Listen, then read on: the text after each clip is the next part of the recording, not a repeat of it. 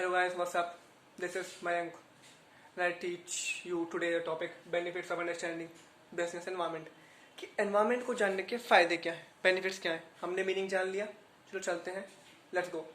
पहला है first mover advantage, यानी कि जब कंपनी अपने बिजनेस का आसपास का वातावरण स्टडी कर लेती है कि क्या प्रॉस एंड कॉन्स है, क्या नेगेटिव पॉजिटिव पॉइंट है, तो उसको क्या फायदा मिलता है, वो पहले मूव करती है, उसे पहले प्रॉफिट मिलता है. कैसे? एग्जाम्पल, जब कॉलगेट नया नया आया था इंडिया में, तो पहली कैसी कंपनी थी, टूथपेस्ट की. ठीक है, उसका फायदा क्या हुआ, आज सबसे ज्यादा गुडविल कॉलगेट की है.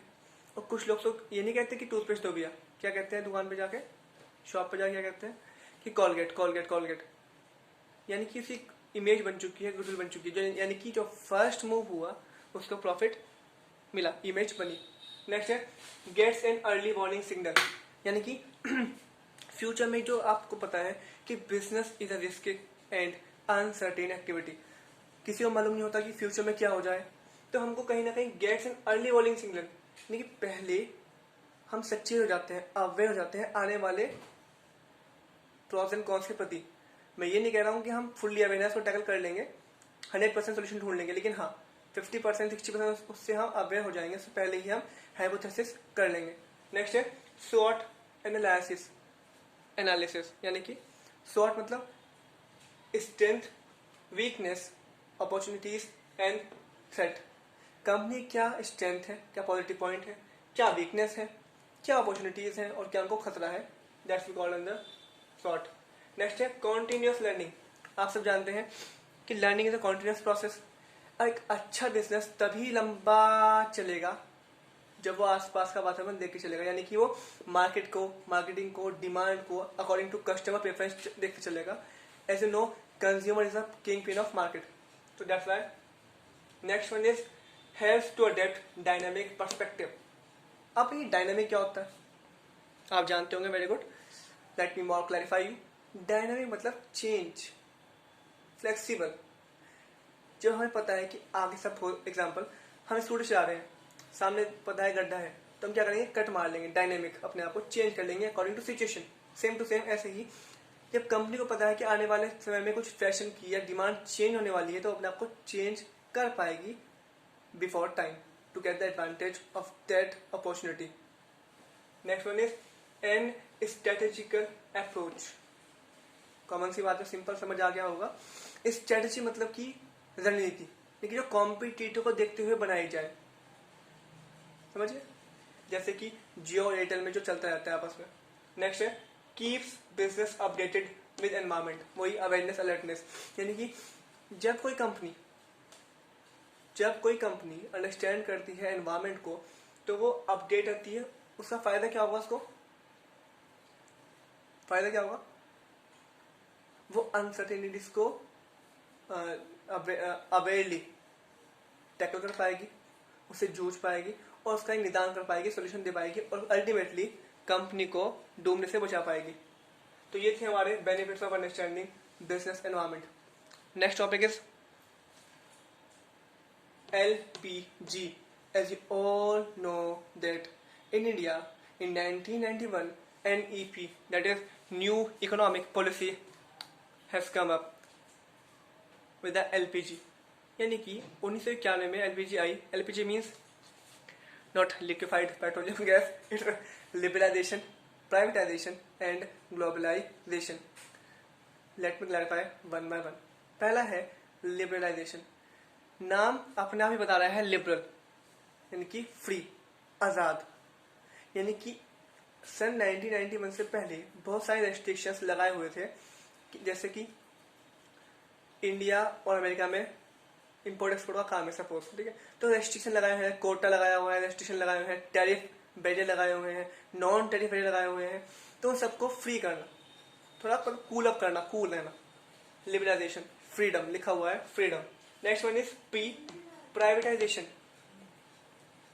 नाम सुना है आपने, यार means giving more role to private sector from the hands of public sector. ये पब्लिक सेक्टर है, 1 मिनट, और ये आपका प्राइवेट सेक्टर है. पब्लिक सेक्टर से काम लेके हमने प्राइवेट को दे दिया. एग्जाम्पल, इलेक्ट्रिसिटी, जो रेलवे रोड्स हैं, ट्रांसपोर्टेशन है, स्टील की बहुत सारी कंपनीज हैं जो कि पब्लिक से प्राइवेट में आ गई। अब क्वेश्चन ये उठता है क्यों आई, वो आप बाद में करते हैं डिस्कस, फिलहाल मैं आपको मीनिंग क्लियर कर रहा हूँ। नेक्स्ट है ग्लोबलाइजेशन। वर्ड खुद कह रहा है बोल बोल के ग्लोब, यानी कि ग्लोब, ग्लोबलाइजेशन यानी कि trading internationally across the boundaries, and a new word has also come up with this globalization, that is global village, यानी कि आप कोई हर्डल नहीं रही है ट्रेड करने में। ठीक है, अब जानेंगे one by one explanation deeply कि होता क्या है, इसके ऑब्जेक्टिव क्या है, इसके प्लस पॉइंट क्या है, कैरेक्टरिस्टिक्स क्या है। चले okay, let's adjust the camera तो आप देख पाए। चाहिए 1 मिनट। ठीक है, पहला है, अच्छा एक चीज, डेट पूरी याद रखना, 24 जुलाई 1991 को एनईपी आई थी। फिर है लिबरलाइजेशन, टू रिमूव रेस्ट्रिक्शंस, की जितनी पाबंदियां हैं उनको हटाना।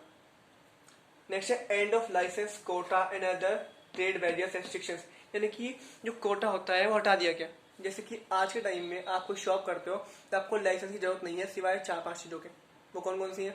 Wine shops, medical, white goods, CNC product. White good कौन से है यार? ये वाइट गुड कौन से है? मतलब कि रेफ्रिजरेटर, फ्रिज, एसी, इनके लाइसेंस चाहिए वाइट गुड्स। ठीक है, next one is free flow of economy, with the world economy under the conditions of WTO, IMF and IBRD। Next is technology comes into our country. जब हम trade करते हैं तो technology से जो है हमारे देश में आती है। जैसे कि आप जानते हैं फिलहाल क्या चल रहा है, 4G, 5G आने वाला है, 6G आएगा, वो कहाँ से आएगा? फॉरेन से। That is next one is awareness increase होती है, हमारी अवेयरनेस बढ़ती है। ठीक है, आते हैं प्राइवेटाइजेशन पे, meaning giving more role to private sector, जान गए आप। नेक्स्ट है रिड्यूस बर्डन फ्रॉम गवर्नमेंट, कि गवर्नमेंट के पास इतना सारा काम है, वो किस को संभालेगी? तो गवर्नमेंट ने अपना काम प्राइवेट को दे दिया, दैट्स ऑल्सो कॉल्ड डिसेंट्रलाइजेशन। अपना काम दे दिया, पावर दे दी, आप हैंडल करो, दैट इज। नेक्स्ट है जनरेट्स प्रॉफिट, प्रॉफिट ज्यादा होता है, क्योंकि आपने देखा होगा एग्जांपल कि आप जो बिजली के जो वायर्स डले हैं वो मोटे मोटे डले हैं हर जगह, आपके वहाँ घर के आगे भी डले होंगे। अगर ये चीज अब आज तक पब्लिक के हाथ में होती तो ऐसा ना हो पाता, आई थिंक। नेक्स्ट है maintain standard of living, standard of living बढ़ता है। नेक्स्ट है ग्लोबलाइजेशन, इसकी स्टार्टिंग करते हैं एक एग्जांपल से।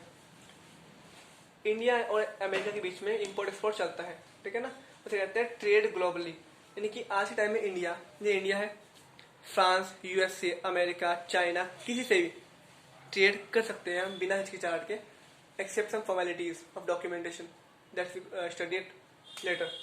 नेक्स्ट है अर्निंग ऑफ डॉलर। ग्लोबलाइजेशन का मेन कॉज यही है कि हम कंट्री में अपनी फॉरेन एक्सचेंज ला पाए, डॉलर ला पाए, ठीक है ना। नेक्स्ट है, मैं पढ़ देता हूँ, दिख नहीं रहा है, कोई बात नहीं। इंडस्ट्रियलाइजेशन बढ़ता है, यानी कि इंडस्ट्री जो हमारे देश में आती है, MNC आती है, लाइक IBM, RGT जो हमारे देश में आती है, तो एम्प्लॉयमेंट मिलता है, टेक्नोलॉजी एडवांसमेंट होता है, कंपटीशन बढ़ता है। Next one is standard of living high होता है, कॉमन सी बात है, एम्प्लॉयमेंट मिलेगा तो लिविंग हाई होगा। नेक्स्ट वन इज GDP, जब डॉलर हमारे देश में आ रहा है तो GDP कहीं ना कहीं स्टैंडर्ड होगी और बढ़ेगी। Next one is employment opportunities, common सी बात है, अभी बात चल रही है जैसे कि अमेरिका की काफी कंपनीज इंडिया में आने वाली हैं, तो क्या होगा, उससे एम्प्लॉयमेंट में फायदा होगा। That's we all, I hope you like it, you understand it. अब कोई भी डाउट हो, कुछ भी डाउट हो तो कमेंट्स में नीचे पूछ लेना, बेफिक्र होकर, ठीक है। जल्दी मिलेंगे अगली वीडियो में। थैंक यू सो मच आप सभी को, व्हाट्सअप गाइस, नमस्कार।